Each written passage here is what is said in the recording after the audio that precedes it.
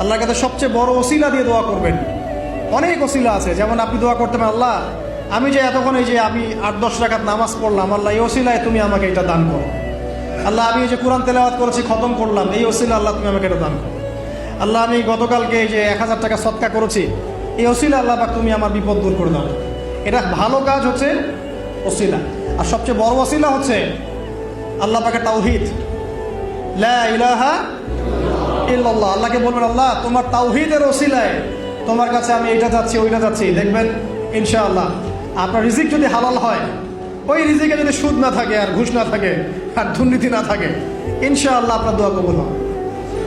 আর এরকম দোয়া কবুলের অনবদ্য মুহূর্তেও দোয়া কবুল হবে না যদি আপনার রিজিকের মধ্যে হারাম থাকে। এবার আপনি ভাবেন যে রিজিকটা কত ইম্পর্টেন্ট। এভাবে রাতটাকে পুরোটাকে এনজয় করেন। এই রাতের মধ্যে স্ত্রীকে সময় দেন, বাচ্চাকে সময় দেন। স্ত্রীকে যে সময়টা দিবেন সেটাও আপনার ইবাদত। এটা বলবো এটা আবার কেমন? এটাই এমনই। যদি আপনি বেগানা কোনো নারীর সাথে জেনা করেন তাহলে গুনাহ হবে না? জেনার গুনাহ হবে না? ঠিক স্ত্রীর সাথে সময় কাটালে, এমনকি তার সাথে গল্প করলেও নাকি, তাই বলে বেশি গল্প করতে চায় না। যত বেশি মাথায় উঠাবেন তত বেশি পস্তাবেন।